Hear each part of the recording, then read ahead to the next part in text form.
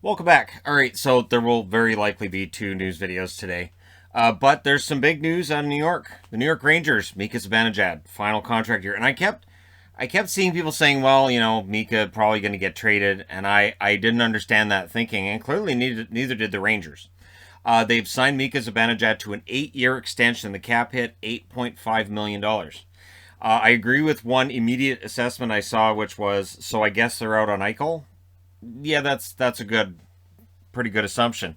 I think there's a lot of teams that right now might be out on Eichel, and we're getting to that part of the year where you can't really wait around on what's going to happen with Eichel. If you're one of the teams that's in on him, but you're also a team that's looking to maybe make the playoffs and do something in the playoffs, you can't really wait around. So Mika Zibanejad will remain a New York Ranger, and throughout, you've got to think 8 years after this one, probably the rest of his career. And so I like the cap hit, 8.5 million, because again, when Mika Zibanejad is healthy, he's one of the better forwards in the game. There will be people crying that this is too much money, but the salaries clearly are going up again. And rumors of the salary cap going up by $1 million next summer. GMs are going to be spending that $1 million. That's just how that works. So yeah, Zibanejad will stay with the Rangers, and so we'll see what happens from here. Any idea of maybe he leaves during the season if the Rangers aren't doing well because his contract's up? That's all done. News out of Vancouver. So while Canuck fans are still smarting over the loss of Gadjevich, it looks like they're going to sign Chason, keep him around, right? So Chason's been prominent on the power play the last few games especially.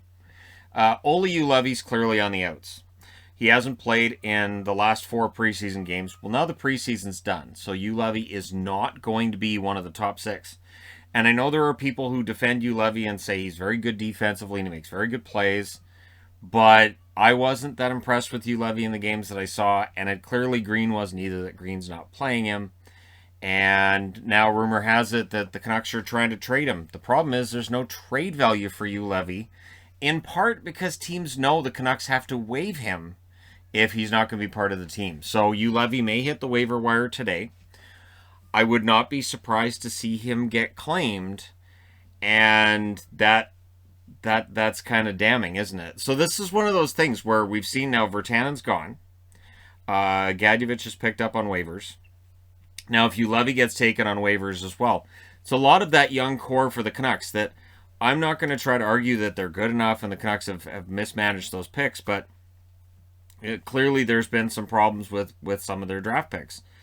And at some point, Benning gets to wear that. So, and with the fact that the Canucks did not have a good preseason either, it just amplifies everything. It kind of feels like the fan base is looking at this and going, oh, not again.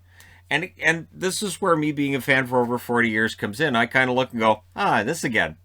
Well, you got to play the hits.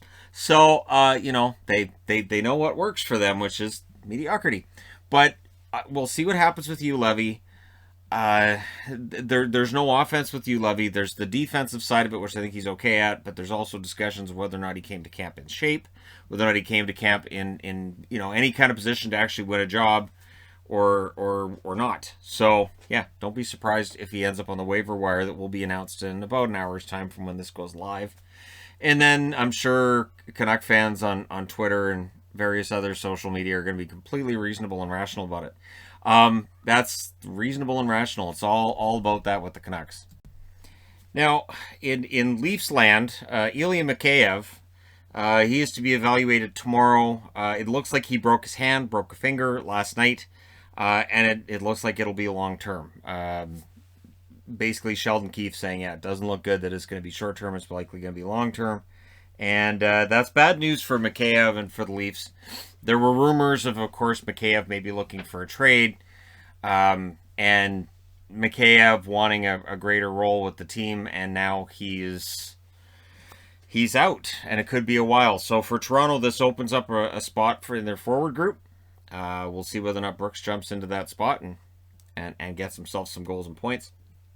But for Toronto, if you're a Mikheyev fan, well, that's it's going to be a while before he makes his debut this season.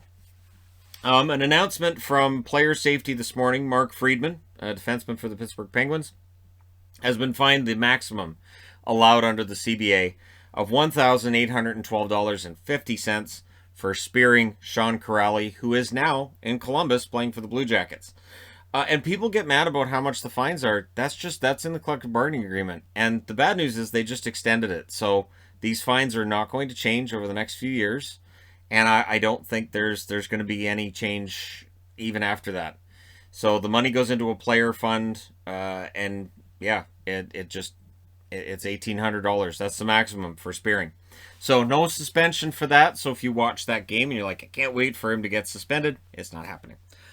Jack Johnson has signed a deal with the Colorado Avalanche. He was on a tryout, so waiting on Chason to get announced as official, having signed in Vancouver, but it's pretty clear it's going to happen. Jack Johnson getting 1 year at league minimum, $750,000. So no surprise that it's league minimum. Jack Johnson gets another chance. Likely to play a role as a 7th or 8th defenseman for the Colorado Avalanche. And I wish him the best.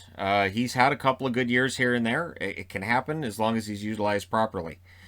New Jersey Devil news. Mackenzie Blackwood is back with the team. He's out of COVID protocols, so everything's good. And that's good news because how much Blackwood plays could very well decide how well New Jersey does. Blackwood's a fantastic goaltender.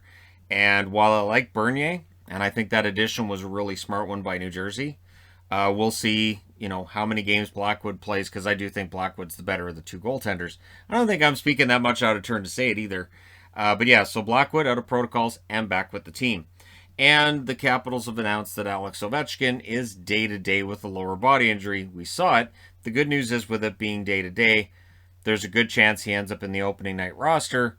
Because if they didn't have Ovechkin and they didn't have Backstrom, that's a lot of points and goals to have to make up from other players that aren't used to having to do that. But, get ready for Connor McMichael.